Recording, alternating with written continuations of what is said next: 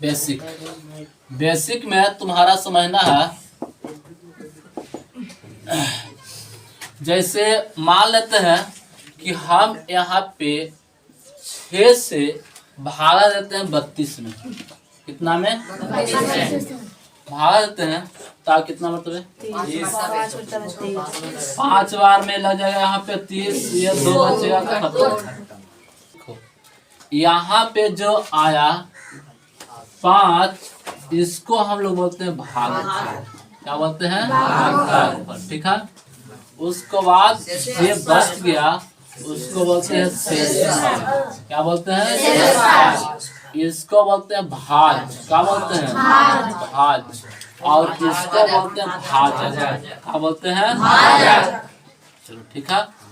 अब यहाँ पर एक हम लोग का फॉर्मूला याद आता है, यानी फॉर्मूला ज्ञात हो जाता है, जो है भाज बराबर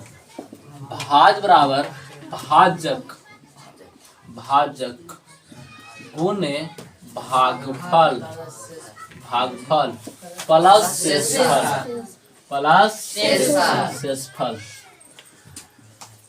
शेषफल। अब यहाँ पे एक बात आता है जो 10th क्लास से पढ़ना पड़ता है, भाग एल्गोरिथम। ये एक नियम है, वो यही दर्शाता है, जिसका फॉर्मूला होता है a बराबर BQ प्लस R। क्या दर्शाता है? a बराबर BQ प्लस R। यानी भाज को यहाँ पे a कहा गया है, भाजक को b कहा गया है, और भागफल को q कहा गया है, और शेषफल को r कहा गया है। यानी a बराबर BQ प्लस R। ये दोनों का संबंध होता है गुना का, और शेषफल को r से सूचित करते हैं, और इसका संबंध रहता है किसका? प्लस का। ठीक है। तो यहाँ पे a बराबर BQ प्लस R। तो ये जल्दी से इतना दूर उतार लो। तो यहाँ पर पहला की बात करेंगे तो लिखेंगे यहाँ पे पहला नंबर 16 है और 20 है ना। तो यहाँ पे 16 है, उसको तोड़ लेंगे। ठीक है। 16 को अभाज्य गुणनफल करेंगे 2 से 8 आएगा, 2 से 4, 2 से 2। ठीक है। उसी प्रकार यहाँ पर एक बार और लगा देना, यानी 2 से 1। ये 20 में है, 20 को भी हम लोग तोड़ लेगा 20। यहाँ पे 2 से 10, 2 से 5, 5 से 1 अंतिम में इसलिए लाना ताकि हो सकता कोई ऐसे संख्या होते हैं जो संख्या का नाम है अभाज्य संख्या, जिसका एचसीएफ जो होता है एचसीएफ 1 आता है। इसीलिए 1 तक, यानी अंतिम 1 तक पहुंचा ही देना। अब देखो यहाँ 16 लिखेंगे और 16 का जितना खंड हुआ सबको लिखेंगे, यानी 2 गुने 2 गुने 2 गुने 2 गुने 1। ठीक। उसके बाद यहाँ पर 20 लिखेंगे और 20 का जितना खंड हो सब लिख देंगे, यानी इसको लिए एक बार आगे से लिख सकते हैं। 2 के पावर कितना हो सकता है? 4। 2 के पावर 4 हो सकता है ना। अब यहाँ पर 20 के देखेंगे, 20 के लिए क्या लिखेंगे? 2 गुने 2 गुने 5 गुने 1 होगा ना। इसके लिए हम क्या लिख सकते हैं? 2 के पावर 2 गुने 5 के पावर 1 है ना, इसे लिख सकते हैं। अब यहाँ पे बात आता है एचसीएफ की। तो एचसीएफ वही होगा जो दोनों में मिल जाएगा। ठीक है।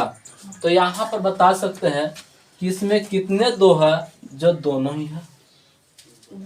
2 1 2 1 2 है ना।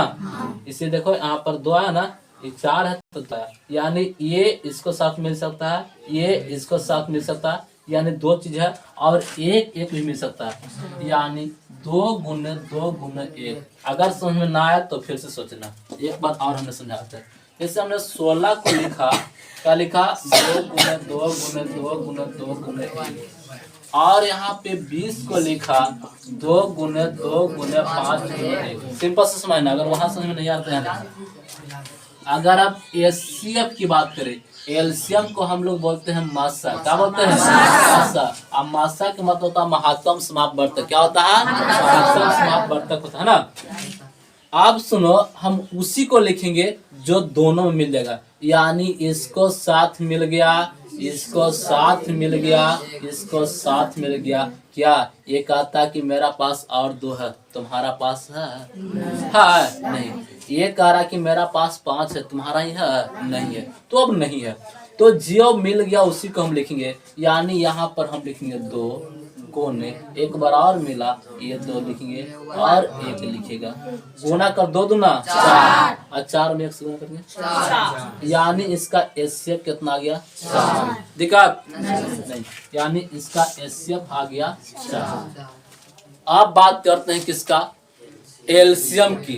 अगर हम एलसीएम की बात करेंगे, एलसीएम यहाँ फिर लिख देंगे एलसीएम। एलसीएम का मतलब होता है क्या होता है? लासा। क्या होता है? लासा। और लासा का मतलब क्या होता है? लघुत्तम समापवर्तक। क्या होता है? ठीक है, लघुत्तम समापवर्तक होता है। तो अब यहाँ पर समझ लेना कि जिसका पावर ज्यादा होता है पहले उसको लिख लो। जिसको पावर ज्यादा होता है उसको लिख लो। तो पावर किसका ज्यादा है? 2 के पावर 4, यानी यहाँ पर 2 के पावर 4 आ गई।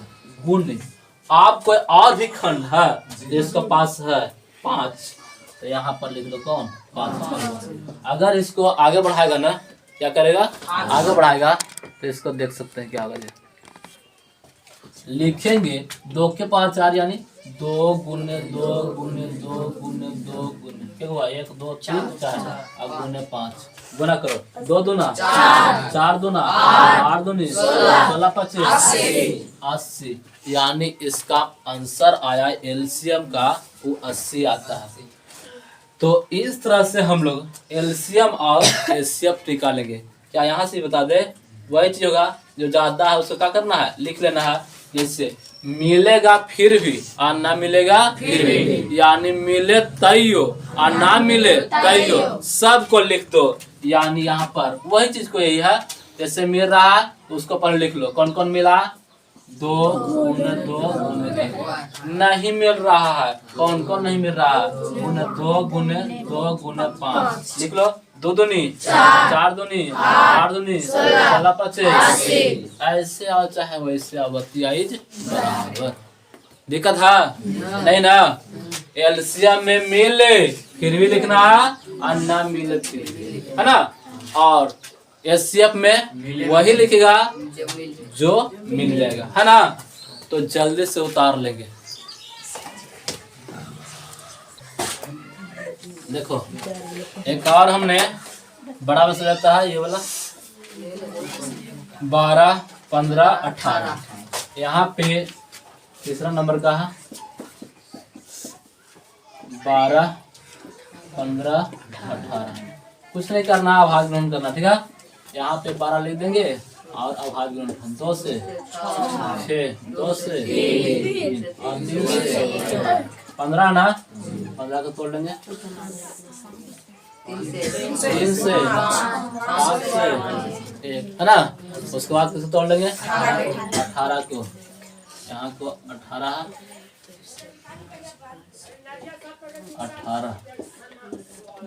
2 से 9 3 से, यानी हम इस तरह से लिख सकते हैं 12 बराबर कितना होगा? 2 गुने 2 गुने 3 गुने 1। 15 बराबर यानी 3 गुने 5 गुने 1। 18 बराबर 2 गुने 3 गुने 3 गुने 1। आप बात करें एचसीएफ की, वही ना लिखेंगे जो तीनों में मिलेगा, है ना? तो तीनों में कौन मिल रहा? 3। ये वाला है ना मिल रहा और 1 मिल रहा, है ना? यानी 3 गुना 1 बराबर 3। एलसीएम की बात करें,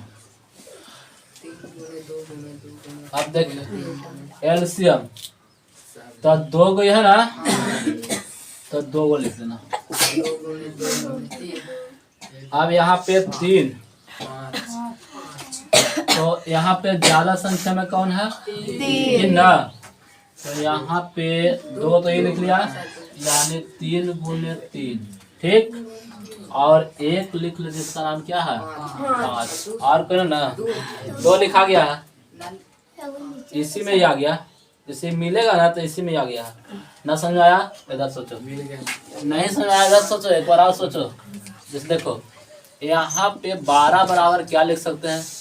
2 के पावर 2 और गुने 3 के पावर 1 लिख सकते हैं जी। 15 बराबर लिख सकते हैं 3 के पावर 1 और गुने 5 के पावर 1 लिख सकते हैं। और 18 यानी 18 बराबर लिख सकते हैं 2 के पावर 1 गुने 3 के पावर 2। तो जिसका पावर ज्यादा होगा ना उसी को लिखना है। जैसे देखो LCM की बात करें ना, तो जैसे ये 2 के पावर बड़ा वाला ले लिए ना, तो ये वाला एक वैल्यू खत्म हो गया। इसको रखे ना तो इसका वैल्यू कहा गया खत्म हो गया। यानी हम लिख सकते हैं 2 के पावर 2 गुने, यहाँ पर जैसे ही 3 के पावर 2 रखेगा ना तो इसका वैल्यू कहा गया, यानी 3 के पावर 2 लिख दिया। 5 तो और कोई में है ये नहीं है, यानी 5 के पावर 1। आप कोई में संख्या है? अब आगे बढ़ेंगे। 2 के पावर 2 यानी 2 गुने 2 गुने 3 गुने 3 5। 2 दूना 4 तिया 12 दूना 12 तिया 36 ना। फिर से 2 दूना 4 तिया 12 तिया 36 बचे, यानी 36 के पास 6 बचे 30 के 0 फिर बचा ना 5 तिया 15 180 आ गया आंसर। कोई दिक्कत ना, यानी यहाँ भी 180 आएगा।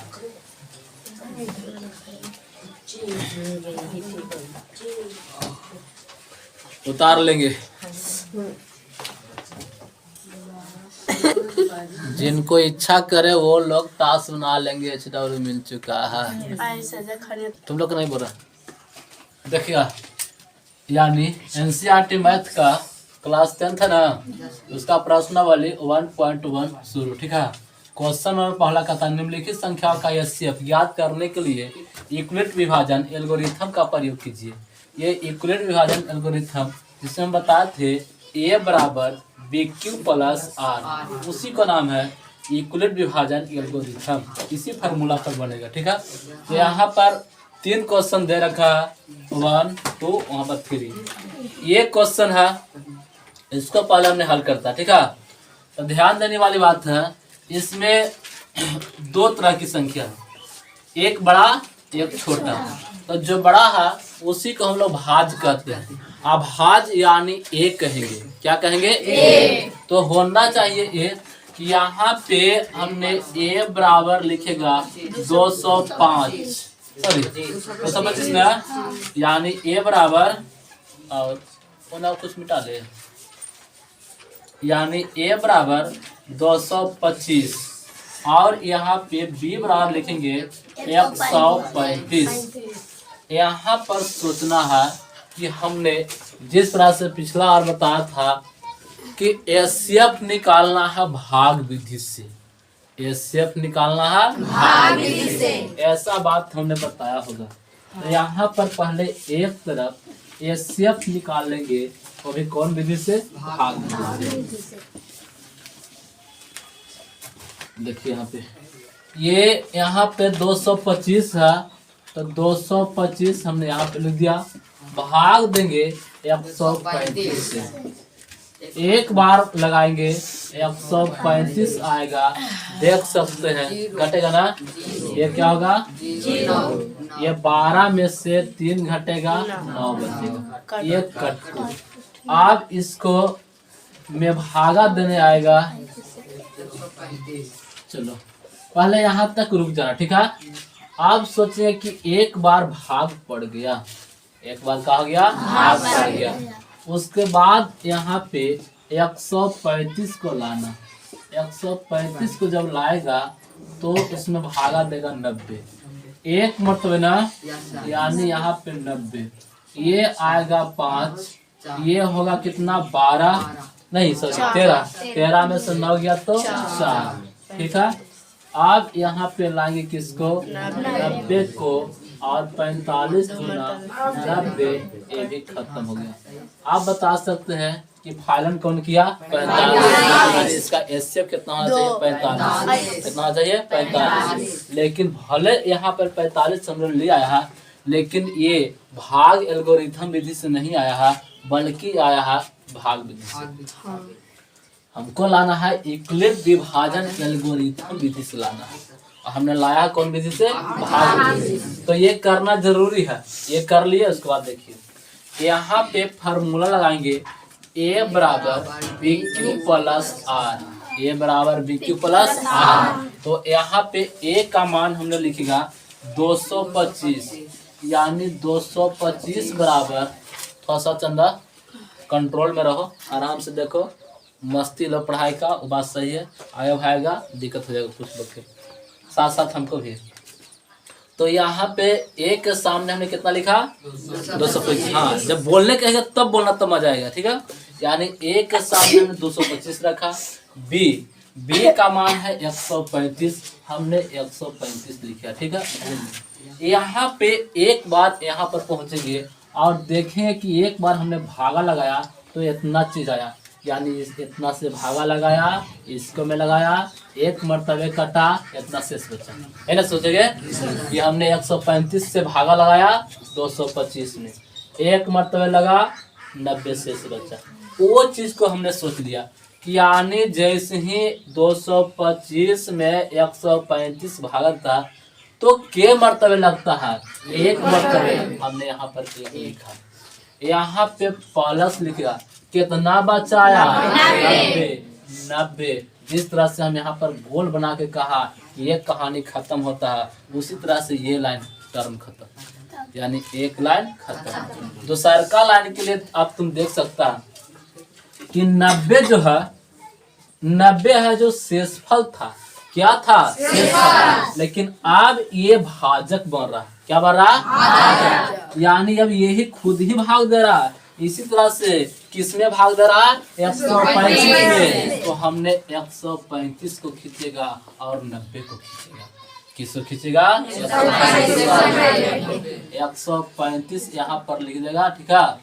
बस ध्यान से चलना है, और बराबर यहाँ पे 90 आ गया। अब 90 भागा के मरतबे, देखो अब यहाँ पर घेरते हैं, ये काम हो रहा है।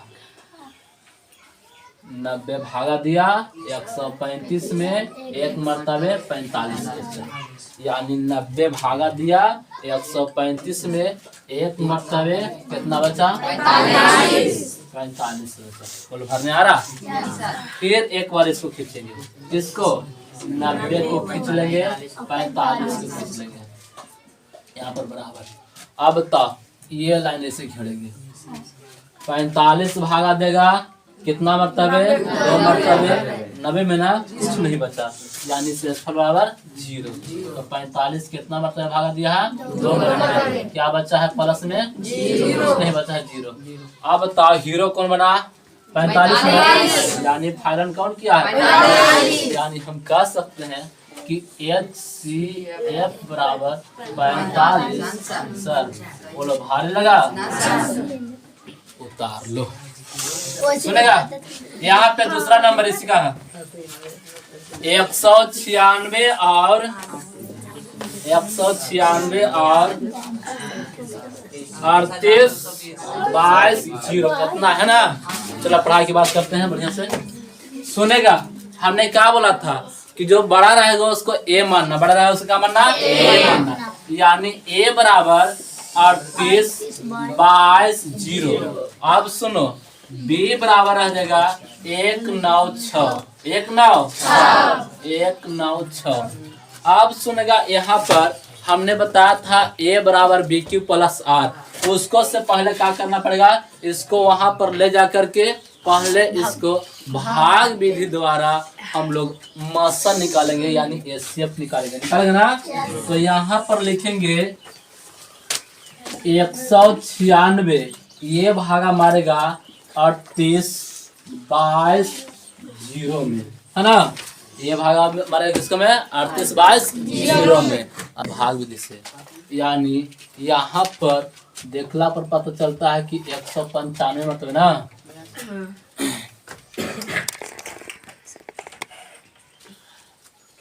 195 मतलब टोटल खत्म होता है।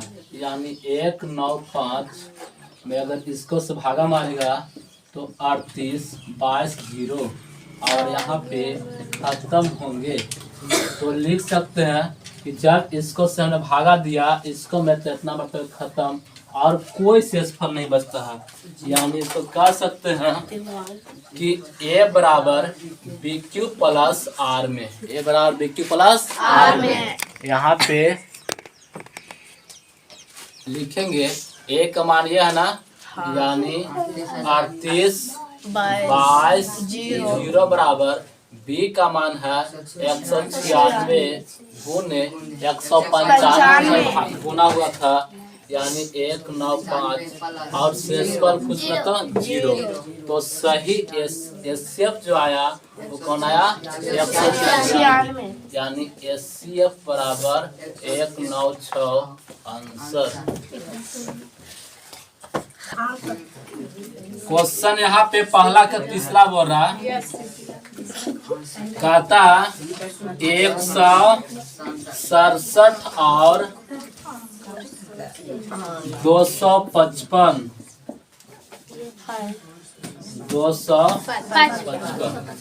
यानी हम कह सकते हैं कि a बराबर बताओ बड़ा कौन होगा ये ना, यानी 867 और यहाँ पे b बराबर 255। यहाँ पे आ जाओ और 255 से 867 में भागा मारेंगे ना, कितना मरतबा लगेगा 3 मरतबा ना। 5 या 15 के 5 1, 5 या 15 16 को 6 1 और 3 गुना 6 1 7। यहाँ पे 2 बचेगा 0 1, है ना। अब ये आएंगे यहाँ पे और 255 लिखाएगा ना, 2 मरतबे 2 दूना 4 0, यहाँ पे 2, ये 1 बचेगा 5 बचेगा 1 कट। अब कौन आएगा 102 आएगा ना, कितना मतलब है 2 मतलब ना, यानी ये पूरी तरह से क्या करेगा कट गया। तो यहाँ भाग विधि से जो हम लोग का एचसीएफ आएगा कौन काट दिया टोटल को 51, यानी यहाँ पर एचसीएफ 51 आ रहा। वही चीज को यहाँ पर हमने a बराबर बी क्यू प्लस आर पर दर्शा देंगे हो जाएगा। यानी यहाँ पर लिखेंगे भाग एल्गोरिदम विधि से a बराबर बी क्यू प्लस आर और a का मान बता सकते हैं 867, यानी 867 बराबर b का मान 255 लिखेंगे 255 गुने कितना मरतबे, एक बार इसको घेर लेंगे, इतना से इतना भागा इतना मरतबे इतना बचा, है ना। तो 3 मरतबे ना। अब प्लस कितना बचता है 102, इसको खींचेंगे और इसको खींचेंगे, यानी 255 है ना बराबर 102। ये कितना बार ने 2 बार ना, यानी गुने 2 कितना बचाता है 51 बचा लिया ना। अब सुनेंगे 51 बचा लिया। अब यहाँ पे क्या करेंगे कि 102 बराबर 51 गुने कितना मरतबे काटता है ये 2 मरतबे, क्या बचाता है 0। तो एचसीएफ बराबर कौन हो जाएगा 51, कौन हो जाएगा यानी 5 पर 1 51 आंसर।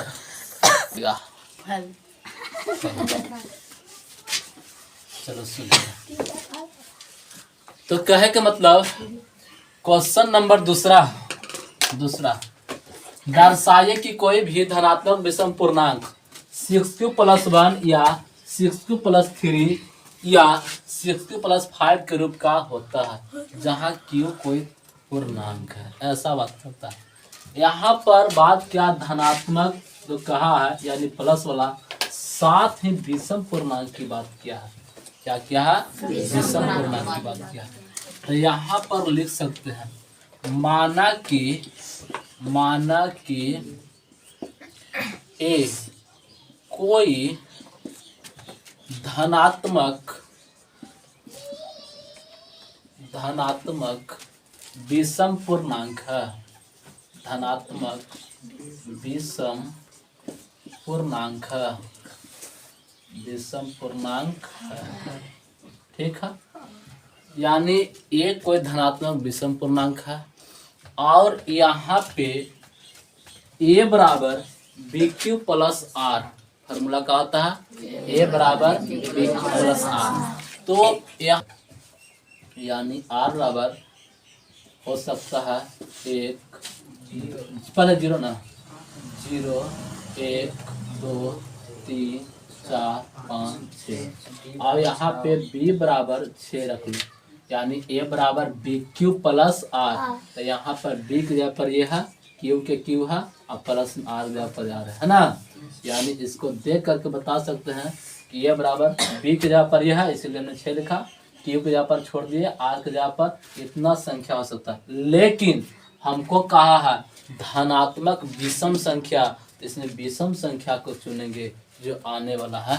देखो यहाँ पे एक और शर्त होता है, जो होता है 0 से बड़ा होगा r, 0 से कम बड़ा होगा r, और r से बड़ा होगा जिसका नाम है 6। ये भी एक शर्त है जिसको हम लोग का लागू करना है, यानी 0 से कौन बड़ा होगा r, और r से कौन बड़ा होगा 6, है ना।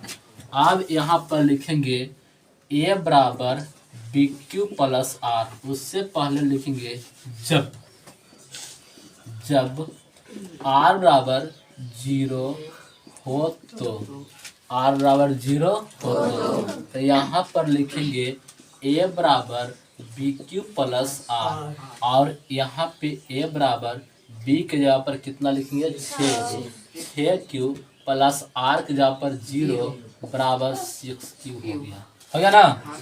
आप लिखेंगे जब r बराबर 1 हो तो, 0 भाग देना पहली बार। अब किसको लाया, एक हो तो यहाँ पर a बराबर बी क्यू प्लस आर, यानी b की जगह पर बताओ जल्दी, 6 क्यू प्लस आर की जगह पर 1, यानी 1 मान इतना आया, ठीक है। उसके बाद लिखेंगे जब r बराबर 2 हो तो, यानी a बराबर बी क्यू प्लस आर, यानी b की जगह पर 6 क्यू प्लस आर की जगह पर कितना 2 होगा ना, आर की जगह पर कितना हो जाएगा 2 हो जाएगा है। उसके बाद सुनेंगे जब कितना आर बराबर कितना रख लो अभी 3, जब आर बराबर 3 हो तो यहाँ पर a बराबर बी क्यू प्लस आर, यानी 6 क्यू प्लस 3। फिर लिखेंगे जब r बराबर 4 हो तो, यानी a बराबर बी क्यू प्लस आर, यानी 6 क्यू प्लस 4 हो गया ना। जब r बराबर 5 हो तो, है ना। यहाँ पे a बराबर बी क्यू प्लस आर, यानी 6 क्यू प्लस 5। अब सुनो, यहाँ पे यहाँ तक तो आ गया। यहाँ क्या लिखेंगे, यहाँ विषम पूर्णांक की बात क्या था, तो ये विषम नहीं है, ये विषम नहीं है, ये नहीं विषम, ये विषम है, ये विषम है ना, ये भी नहीं है, ये विषम है। और कौन विषम है, तो लिखिए यहाँ 6 क्यू प्लस 1 कॉमा फिर लिखेंगे सी एक्स क्यू प्लस 3 सी एक्स क्यू प्लस 3 कॉमा सी एक्स क्यू प्लस 5 विषम विषम धनात्मक, ऐसे लिखो धनात्मक विषम लिखो, धनात्मक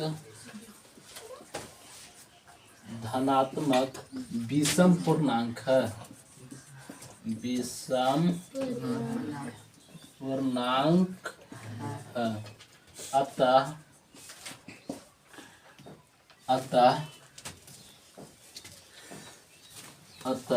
धनात्मक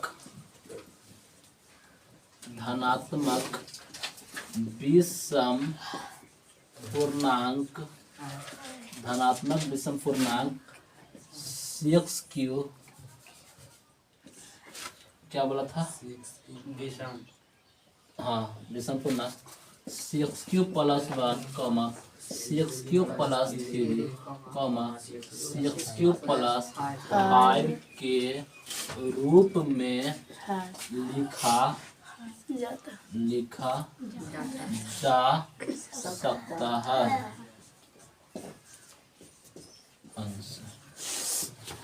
देखा, इतना चीज हम लोग का लिखना पड़ेगा, तब कहेंगे कि साबित हो गया।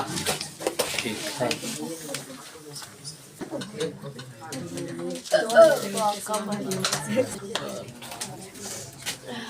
क्वेश्चन नंबर तीसरा ना, कहता किसी परेड में 616 सदस्य वाली एक सेना की टुकड़ी को 32 सदस्य वाले एक आर्मी बैंड के पीछे मार्च करना है। दोनों समूह के सामने संख्या वाले स्तंभ में मार्च करना है। उन स्तंभ की अधिकतम संख्या क्या है जिसमें वे मार्च कर सकते हैं? यानी कितना है? 616 ना है, 616 है। और कितना है? 32 ना है। चलो ठीक है, 616 32। तो यहाँ पर लिखेंगे 616 और यहाँ पर कितना लिखेंगे? 32। जल्दी बताओ। तो यहाँ पे 32 से 616 में भाग दे देंगे। इस नियम से ना, हम उबरा नियम से पढ़ाते हैं। तोड़ करके देखो, 616 के तोड़ सकते हैं। 616 2 से 2 तिया 6 0 8 दूना 16 ना। 2 से 1 5 दूना 10 4। 2 से 7 दूना 14 7 दूना 14। फिर यहाँ पे 7 से 11 ना, और 11 से 1। यहाँ पे 32 है, 32 को भी तोड़ना है। 2 से 16, 2 से 8, 2 से 2 से 2 से 1। यानी ये दोनों का एचसीएफ निकाल लेंगे ना, वही इसका आंसर हो गया। यानी 616 बराबर 2 गुने 2 गुने 2 गुने 7 गुने 11 गुने 1। और सुनेंगे 32 बराबर 2 गुने 2 गुने 2 गुने 2 गुने 2 5 3 तो 5 1 2 3 4 5 गुना 1। एचसीएफ ये मिलेंगे 1 यानी 2 गुना 2 गुना 2 दूनी 4 4 दूना 8। 8। सबसे आसान तीसरा कह रहा है यूक्लिड विभाजन प्रमेय का प्रयोग करके दर्शाइए कि धनात्मक पूर्णांक का वर्ग किसी पूर्णांक m के लिए 3m या 3m+1 के रूप में होता है ना। इस तरह से कहा है। तो यहाँ पे हमको मन कर रहा है ना। क्वेश्चन नंबर 4 का था यूक्लिड विभाजन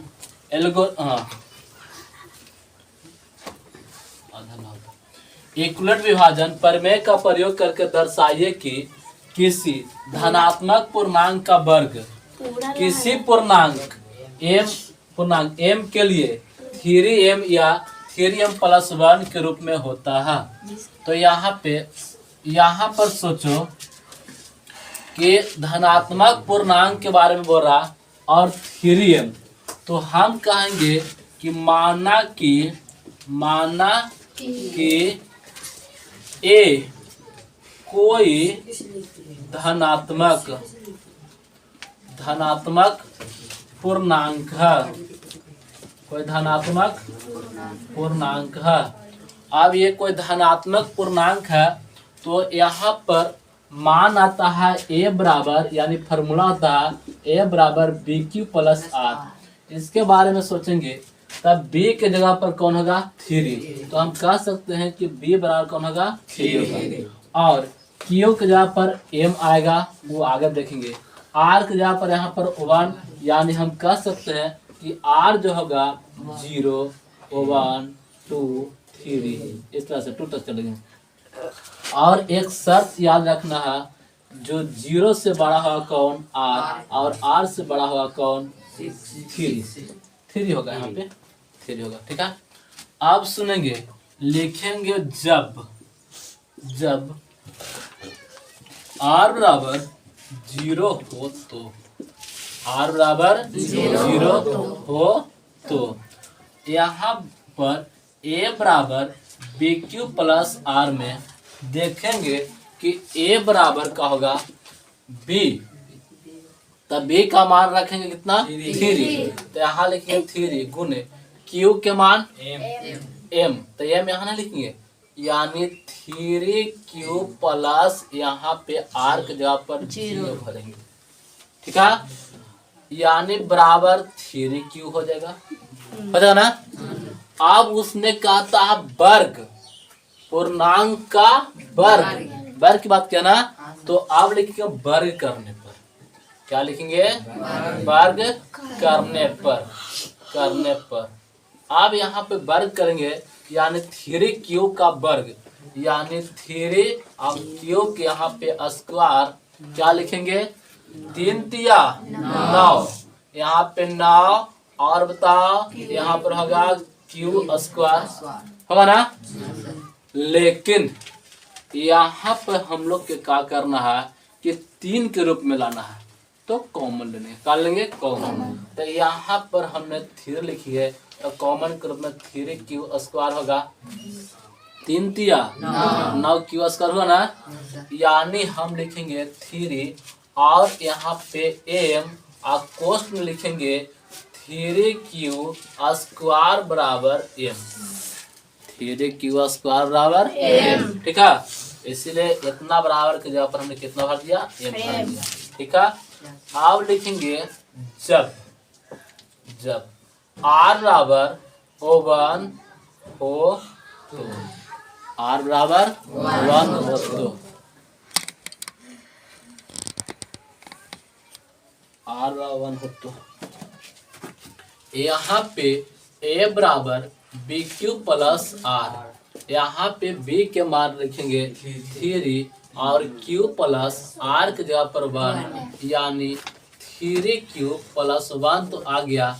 अब लिखेंगे वर्ग करने पर, क्या लिखेंगे वर्ग करने पर अब वर्ग करने पर लिखेंगे, तो कहाँ गया ये ना है, तो 3q + 1 का हमने वर्ग कर दिया।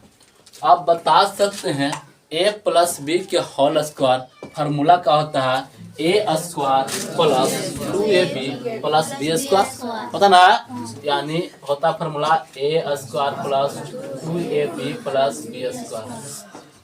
कुछ लोग के ये फार्मूला पर मान रखा जाता है ना, तो समझ में नहीं आता है, यानी बच्चा को ऊपर पार कर जाता है। हम चाहेंगे कि ऐसा ना हो, मन में सोचना कि ये जो है ये इतना दूर के लिए मन में सोचना कि ये होगा, और ये 1 के सामने मान देना कि b होगा। ठीक है, ये प्लस है तो प्लस मानना, इसका स्क्वायर फार्मूला ज्यों के त्यों है, इसको लिख देना, यानी a square + 2ab + b square, इसी फार्मूला के एक बार ऐसे भी लिखा सकता है, a square plus b square plus 2ab। कोनो बात ना, फार्मूला वही है। आप सुनेंगे जैसे ही यहाँ पे आता है ए स्क्वायर, तो ए के लिए हम किसका मान है, 3q का मान है, तो 3q के हमने स्क्वायर माना, प्लस 2 गुने ए के मान किसका माना है, 3q यानी 3q, और गुने बी का मान माना है 1 प्लस बी स्क्वायर यानी 1 के स्क्वायर। ये लाइन हर कोई का समझ में आना चाहिए। कुछ बच्चा गलती कर देते हैं, नहीं समझ में आता और नहीं टीचर से पूछते हैं, तब दिक्कत हो जाता है ना। तो जिस तरह से यहाँ पर मान यहाँ लिखा, ये फार्मूला है, उसी तरह से हमने बैठा दिया। अब इसको हमने हटा लेगा, इसकी जरूरत यहाँ पे नहीं है, ये तुम्हारा दिखाने के लिए हमने लिखा था कि हमें ऐसे पढ़ा रहा है। अब सुनेंगे इसके बराबर लिखेंगे 3q का स्क्वायर प्लस 2 गुने 3q plus 3q into 1 plus 1 का स्क्वायर। ठीक, यही चीज को हमने यहाँ लिख दिया, हटा दिया। 3q का स्क्वायर, ए स्क्वायर ना है। अब आगे बढ़ेंगे, लिखेंगे 3q का स्क्वायर 3 तिया 9 ना 27 होगा 9 ना, यानी यहाँ पे 9q स्क्वायर ना, ये ना होगा, प्लस 3 दूनी 6q अब प्लस 1 होगा ना। अब इसमें कॉमन लेना है, क्या लेना है, कॉमन। तो ये दोनों में कॉमन ले लो, क्योंकि हमको 3m प्लस 1 के रूप में रखना है ना, तो ये दोनों में कॉमन ले लो। कॉमन लेना है तुम्हारा 3, क्योंकि क्या रखा 3, तो यहाँ पे कॉमन 3 रखे तो इसका क्या बचेगा 3, क्या बचेगा 3, यानी यहाँ पर 3 बच गया, 3 के नाम q स्क्वायर और यहाँ पे प्लस 2q घेर रखेंगे प्लस 1। ठीक, अब आगे बढ़ेंगे तो यहाँ पर लिखेंगे 3, आप प्लस बाहर में है 1 उसको लिखेंगे, आप पोस्ट में लिखेंगे m बराबर, यानी ऐसे लिखेंगे 3q स्क्वायर प्लस 2q बराबर m। ठीक है, यानी इस तरह से लिखिएगा। और इसके साथ जो m इतना दूर के हम m लिखा, तो यहाँ पर हटा करके इसको पहले m लिखिएगा, तब प्लस में 1 लिखिएगा। ठीक है, क्योंकि 3 के साथ ये टोटल है जो गुणांक के रूप में है, यानी गुना के रूप में है, और इतना के लिए हमने क्या रखा है m, इसीलिए इसके जगह पर हमने क्या रख दिया m के रख दिया। ठीक, अब लिखेंगे जब, क्या लिखेंगे जब, इतना ही रूप में बोला था ना, इतना ही ना, तो हम कह सकते हैं अतः अतः अतः धनात्मक पूर्णांक का वर्ग m के लिए 3m या 3m प्लस 1 के रूप में लिखा जा सकता है। उतार लेंगे।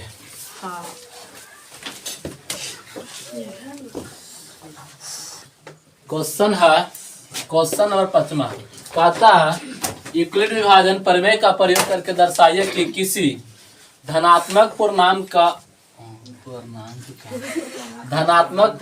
का घन 9m या 9m प्लस 1 या 9m प्लस 8 के रूप का होता है। तो ऐसे प्रश्न के मानेंगे, माना कि ए कोई धनात्मक पूर्णांक है और यहाँ पे लिखेंगे कहा गया यहाँ पर ए बराबर बी क्यू प्लस आर। तो यहाँ पे बी का जो मान है वो 9 है, तो इसका हमने 3 रखेंगे क्योंकि 3 है, यानी 3 के पहाड़ा में 9 आ जाता है।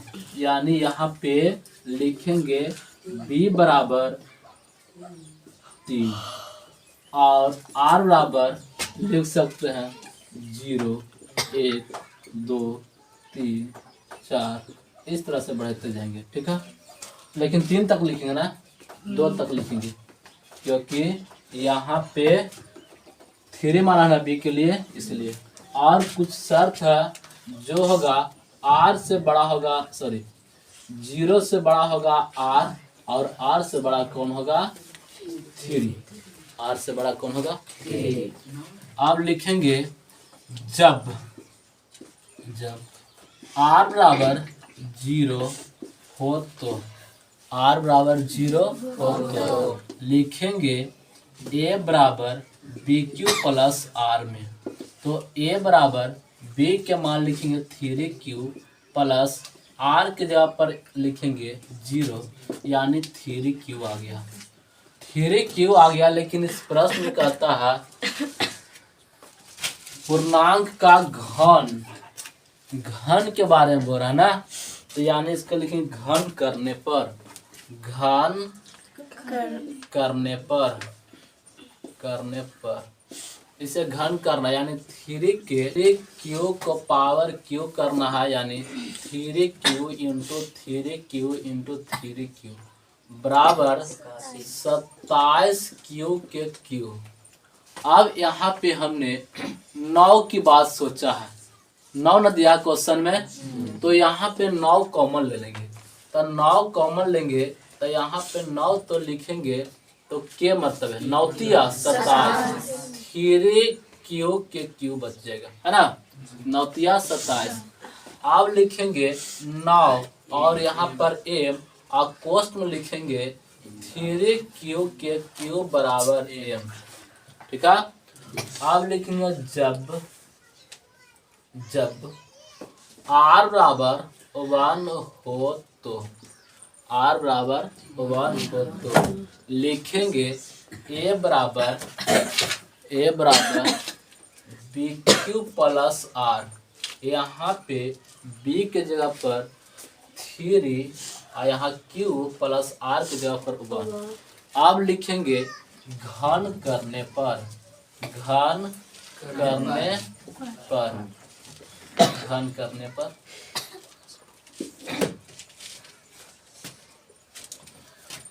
तो यहाँ पे 3q प्लस 1 को अगर q करेंगे तो एक फार्मूला याद होना चाहिए, a प्लस बी के होल क्यू होता है, a cube plus b Q plus 3a square b plus 3ab square.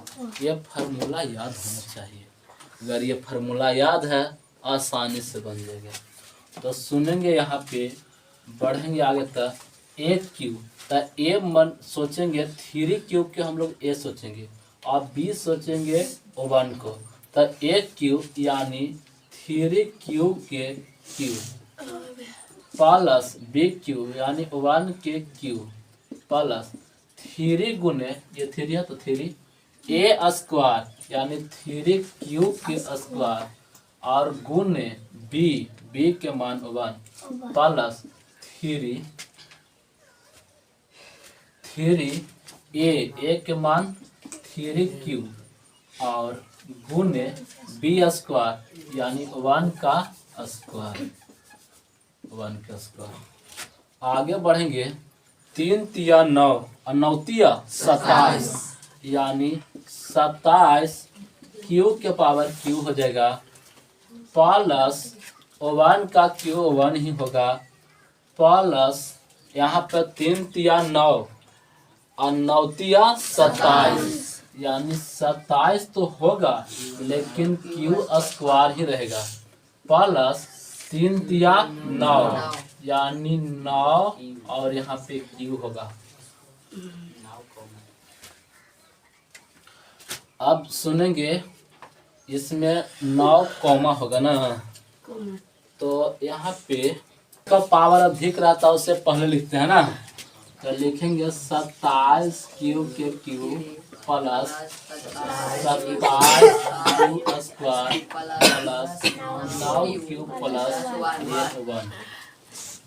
अब कॉमन ले लेंगे, यहाँ पे 9 चाहिए कॉमन, तो हम लिखेंगे 9 यहाँ पे। आप सुनेंगे नौतिया 3 क्यू के क्यू प्लस यहाँ भी 3 क्यू स्क्वायर प्लस यहाँ पे 9 आ गया ना खाली क्यू, अब प्लस में ये 1 लिखेंगे और लिखेंगे यहाँ पे 9m प्लस में ये वाला 1 लिखेंगे और कोष्ट में लिखेंगे 3 क्यू के Q plus 3 Q square plus Q बराबर m। हो गया ना। अब लिखेंगे, हो गया एक और ना, अब लिखेंगे जब r बराबर 2 हो तो, r बराबर 2 हो तो, अब 2 लिखना है ना, यानी a बराबर बी क्यू प्लस आर में है ना, a बराबर बी क्यू प्लस आर में, यहाँ b के जगह पर 3 क्यू प्लस आर के जगह पर 2 है ना। अब लिखेंगे घन करने पर, घन करने पर ना सही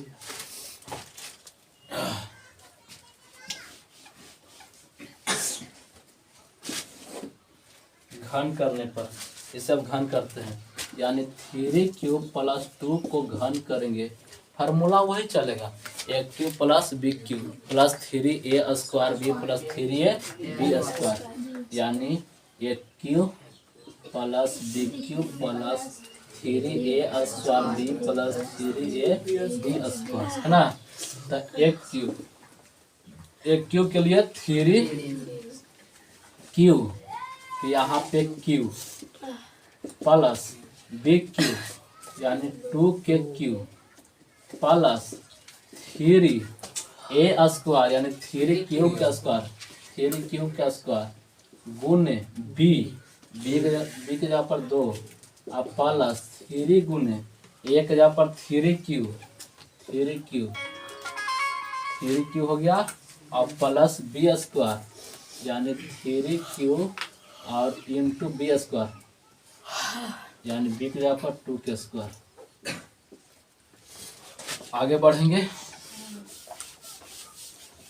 लिखेंगे यहाँ पर 3 क्यूब के क्यूब ना है तो 3 तिया 9 9 तिया 27 क्यूब का क्यूब प्लस 2 ने 4 4 दूना 8 प्लस 3 तिया 9 9 दूना 18 3 तिया 9 9 दूना 18 क्यूब स्क्वायर प्लस 3 तिया 9 और 9 चौका 36 यहाँ है ना, तो 9 चौका 36 और क्यू बस।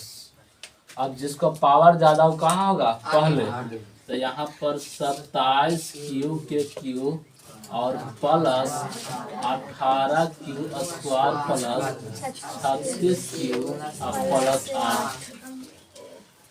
अब हमें कॉमन लेना है कितना 9, तो लिखेंगे 9 और यहाँ पे 9m और प्लस 8 लिख देंगे और कोष्ट में लिखा, अच्छा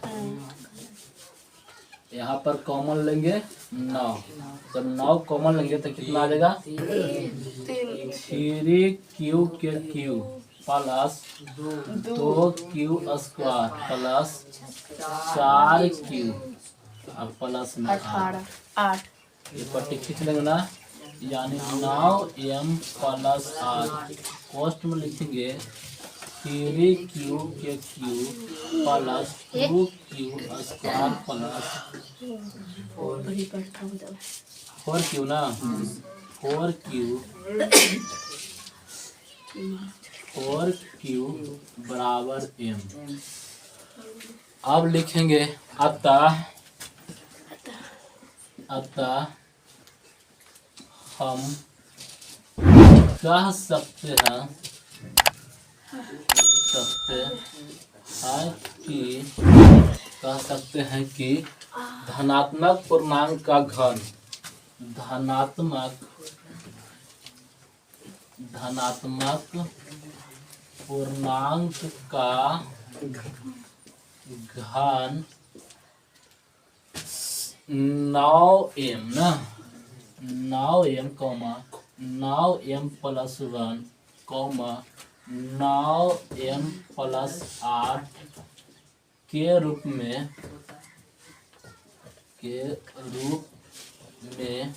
होता है।